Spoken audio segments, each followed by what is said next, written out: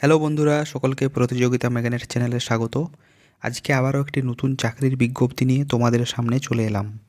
রাজ্যে প্রকাশিত হলো অঙ্গনওয়াড়ি কর্মী অর্থাৎ আইসিডিএস ওয়ার্কার নিয়োগের বিজ্ঞপ্তি। এখানে প্রচুর সংখ্যক ভ্যাকেন্সি রয়েছে। আজকের ভিডিওতে এই নিয়োগটি সংক্রান্ত যাবতীয় তথ্য এখানে আলোচনা করব। এখানে শিক্ষাগত যোগ্যতা কী চাওয়া হয়েছে, বয়স কত হওয়া প্রয়োজন, কিভাবে কোথায় তোমরা আবেদন করবে, কি কি ডকুমেন্টস এখানে লাগবে ইত্যাদি বিষয়ে ডিটেলসে আলোচনা করব। ডিটেলস ভিডিওটি আলোচনা করার পূর্বে তোমরা চ্যানেলে যারা নতুন দর্শক তারা চ্যানেলটিকে সাবস্ক্রাইব করে রাখতে পারো। তো চলো দেখে নিই আজকের নোটিফিকেশনটি। প্রথমেই আমরা এখানে দেখে নেব শিক্ষাগত যোগ্যতা কী চাওয়া হয়েছে। এখানে তোমরা যারা উচ্চ মাধ্যমিক বা এর সমতুল্য কোনো পরীক্ষায় পাশ করে আছো তারা এখানে আবেদনের যোগ্য। কেউ যদি উচ্চতর কোনো ডিগ্রি থাকে তাহলে এখানে কিন্তু আবেদনের ক্ষেত্রে তার কোনো বাধা হবে না। এরপরে বয়স, এখানে তোমাদের যাদের বয়স 18 বছর থেকে 35 বছরের মধ্যে তারা এখানে আবেদনের যোগ্য। তোমরা যারা কোনো সংরক্ষিত প্রার্থী অর্থাৎ কোনো ক্যাটাগরি থেকে বিলং করো তাদের জন্যও কিন্তু এখানে কোনো বয়সের ছাড় দেওয়া হবে না। এরপরে দেখে নাও তোমাদের এখানে সিলেকশন কিভাবে করা হবে। তোমাদের এখানে প্রথমে একটি 90 নাম্বারের লিখিত পরীক্ষা হবে, যার জন্য সময় থাকবে 2 ঘন্টা। এই 90 নাম্বারের লিখিত পরীক্ষায় 15 নাম্বার থাকবে তোমাদের স্থানীয় ভাষায় 150টি শব্দের মধ্যে মাতৃ ও শিশু স্বাস্থ্য বিষয়ক একটি রচনা, যেটি স্ট্যান্ডার্ড হবে 10ম শ্রেণী মানের। 20 নাম্বার থাকবে তোমাদের পাটিগণিত বা অঙ্ক থেকে। এরপরে দেখো 15 নাম্বার থাকবে পুষ্টি, জনস্বাস্থ্য এবং নারীর সামাজিক অবস্থান, রাষ্ট্র, পুষ্টি নীতি এবং টিকাকরণ, 0 থেকে 6 বছরের যারা বাচ্চা আছে তাদের এই বিষয়ক প্রশ্ন থাকবে 15 নাম্বারের। 20 নাম্বার থাকবে তোমাদের ইংরাজি। ইংরাজিতে ইংরাজি ভাষার সরল এবং প্রাথমিক জ্ঞান, তার সাথে সরল অনুবাদ বা ট্রান্সলেশন থাকবে, যার মান হবে 10ম শ্রেণী স্ট্যান্ডার্ডের। এরপরে 20 নাম্বার থাকবে তোমাদের সাধারণ জ্ঞান বা জিকে থেকে প্রশ্ন।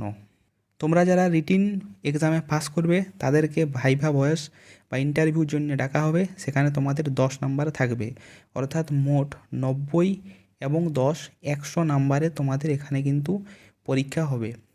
এই 100 নাম্বারের ভেতর সবচেয়ে বেশি যে নাম্বার পাবে সেই অনুযায়ী মেরিট লিস্ট তৈরি হবে। এরপর দেখে নাও এখানে আবেদনপত্রের সাথে তোমাদের কি কি ডকুমেন্টস লাগবে। প্রথমেই তোমাদের 3টি পাসপোর্ট কালার ফটোগ্রাফ লাগবে। এখানে কিন্তু ফটোগুলি অবশ্যই রিসেন্ট সময়ের হতে হবে এবং এর মধ্যে একটি ফটো তোমাদের যে অ্যাপ্লিকেশন ফর্ম থাকবে তাতে লাগিয়ে দেবে এবং অপর যে দুটি ফটো সে দুটি আবেদনপত্রের সাথেই দিয়ে দেবে। তোমাদের বয়সের প্রমাণপত্র হিসাবে তোমাদের মাধ্যমিক বা সমতুল্য পরীক্ষার রেজিস্ট্রেশন অথবা অ্যাডমিট কার্ড অথবা কোনো স্বীকৃত বোর্ডে 10ম শ্রেণী পাস শংসাপত্র এখানে দেখে নেবে। এগুলোতে যেন অবশ্যই তোমাদের জন্ম তারিখ সেটি যেন উল্লেখ থাকে। এরপরে দেখো তোমাদের স্থায়ী বাসস্থানের শংসাপত্র অর্থাৎ রেসিডেন্সিয়াল সার্টিফিকেট লাগবে। এরপর ন্যূনতম শিক্ষাগত যোগ্যতার প্রমাণপত্রের স্বপ্রত্যাশিত প্রতিলিপি, অর্থাৎ তোমাদের এখানে যেহেতু ক্লাস 12 শিক্ষাগত যোগ্যতা চাওয়া হয়েছে তাই দ্বাদশ শ্রেণী পাস একটি তোমাদের কোনো প্রমাণপত্র এখানে লাগবে। এরপর যারা ক্যাটাগরি থেকে বিলং করো তাদের জাতিগত শংসাপত্র এবং যারা প্রতিবন্ধী তাদের জন্য প্রতিবন্ধী শংসাপত্র এবং যারা ইডাব্লিউএস ক্যাটাগরি থেকে বিলং করো তাদের ইডাব্লিউএস ক্যাটাগরির যে সার্টিফিকেট রয়েছে সেটি কিন্তু সাথে দিতে হবে। এরপর দেখে নাও অ্যাডমিট কার্ডের ব্যাপারে।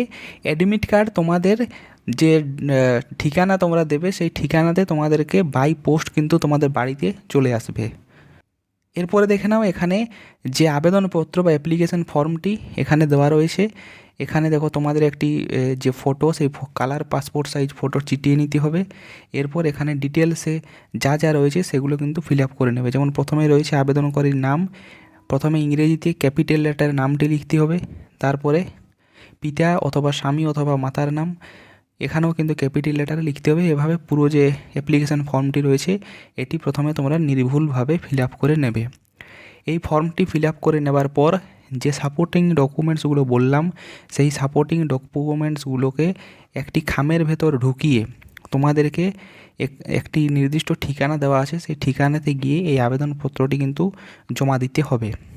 যেহেতু চাপড়া থেকে এই নোটিফিকেশানটি বার হয়েছে তাই তোমাদেরকে ওই এনভেলপটি চাপড়া সুসংহত শিশু বিকাশ সেবা প্রকল্প, পোস্ট বাঙ্গালোজি, জেলা নদিয়া এর যে কার্যালয় আছে সেখানে জমা দিতে হবে এবং এর জমা দেওয়ার শেষ তারিখ হলো 13/9/2024।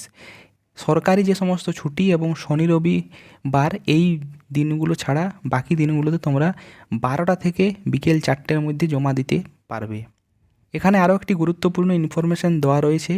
আবেদনপত্রের সাথে অবশ্যই তোমরা নিজের নাম এবং সম্পূর্ণ ঠিকানা লিখে দেবে এবং 5 টাকা ডাকটিকিট যুক্ত এবং মিনিমাম 23 সেন্টিমিটার লম্বা ও 10 সেন্টিমিটার চওড়া মাপের 2টি খাম তোমাদেরকে আরও জমা দিতে হবে। এরপর দেখে নাও এখানে শূন্য পদের সংখ্যা। চাপড়া আইসিডিএস প্রজেক্টের আন্ডারে মোট 15টি শূন্য পদ এখানে রয়েছে। তোমরা যারা চাপড়া 1, চাপড়া 2, বৃত্তিহুদা, হাতিশালা 1, হাতিশালা 2, হৃদয়পুর এবং আলফা গ্রাম পঞ্চায়েতের স্থায়ী বাসিন্দা তারা কেবলমাত্র এখানে আবেদনের যোগ্য। এরপরে দেখে নিই নদিয়ার অন্য যে সমস্ত জায়গা থেকে এই ভ্যাকেন্সি বার হয়েছে সেগুলো। অন্য জায়গাগুলির ক্ষেত্রেও যে এডুকেশনাল কোয়ালিফিকেশান বা বয়স বা সাপোর্টিং ডকুমেন্টস বা অ্যাপ্লিকেশন ফর্ম সমস্ত কিছুই এক রয়েছে, কেবলমাত্র সেখানের ভ্যাকেন্সি এবং জমা দেওয়ার যে জায়গা স্থান সেটি কিন্তু আলাদা। তো প্রথমে দেখে নিই বাকি অন্য যে সমস্ত জায়গাগুলো থেকে বার হয়েছে। এরপরে দেখো এখানে রয়েছে চাপড়া এডিশনাল, এখানে 8টি ভ্যাকেন্সি রয়েছে। তোমরা যারা মহৎপুর, মহেশপুর, বাগবেরিয়া, হাটখোলা, কলিঙ্গ, পিঁপড়িয়াগাছি গ্রাম পঞ্চায়েতের স্থায়ী বাসিন্দা তারাই কেবলমাত্র এখানে আবেদন করতে পারবে। এখানে তোমাদের যেখানে ফর্মটি জমা দিতে হবে তার অ্যাড্রেসটি একবার দেখে নাও। এই ভ্যাকেন্সিটির ক্ষেত্রেও চাপড়া অতিরিক্ত সুসংহত শিশু বিকাশ প্রকল্পের যে অফিস রয়েছে সেখানে তোমরা আবেদন জমা দিতে পারবে। এরপর রয়েছে তেহট্ট 1, এখানে মোট 12টি ভ্যাকেন্সি রয়েছে।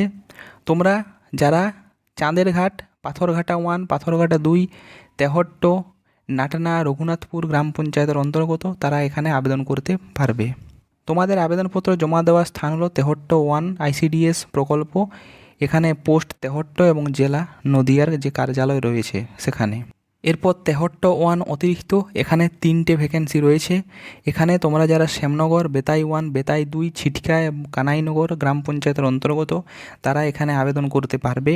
তোমাদের আবেদনপত্র জমা দেওয়ার স্থান হলো তেহট্ট 1 যে আইসিডিএস প্রকল্পের অফিস রয়েছে সেখানে, পোস্ট তেহট্ট এবং জেলা নদিয়া। এরপর নাকাশিপাড়া অতিরিক্ত, এখানে মোট 3টে ভ্যাকেন্সি রয়েছে। এখানে তোমরা যারা বিক্রমপুর, বিলকুমারী, হরনগর, ধনঞ্জয়পুর, দোগাছিয়া, বীরপুর 1, বীরপুর 2 এবং পাটকিবাড়ি গ্রাম পঞ্চায়েতের অন্তর্গত তারা এখানে আবেদনের যোগ্য। তোমাদের আবেদনপত্র জমা দেওয়ার স্থান হলো নাকাশিপাড়ার যে অতিরিক্ত সুসংহত শিশু বিকাশ প্রকল্পের অফিস রয়েছে সেখানে, পোস্ট হচ্ছে বেথুয়াডহরি, জেলা হচ্ছে নদিয়া। এরপর রয়েছে নাকাশিপাড়া, আগেরটি ছিল নাকাশিপাড়া এডিশনাল, এটি হলো নাকাশিপাড়ার। এখানে মোট 2টো শূন্য পদ রয়েছে এবং এখানে তোমরা যারা বেথুয়াডহরি 1, বেথুয়াডহরি 2, নাকাশিপাড়া, বিন্নগ্রাম, মাঝের গ্রাম, মুড়াগাছা, ধর্মদা গ্রাম পঞ্চায়েতের অন্তর্গত তারা এখানে আবেদনের যোগ্য। তোমাদেরকেও জমা দিতে হবে নাকাশিপাড়া সুসংহত শিশু বিকাশ প্রকল্পের যে অফিস রয়েছে সেখানে। এরপর রানাঘাট 1, এখানে 2টো ভ্যাকেন্সি রয়েছে। এখানে তোমরা যারা হাবিবপুর, নোপাড়া, তারাপুর, আলুনিয়া, পায়রাডাঙ্গা গ্রাম পঞ্চায়েত এবং রানাঘাট পুরসভার অন্তর্গত স্থায়ী বাসিন্দা তারা এখানে আবেদনের যোগ্য।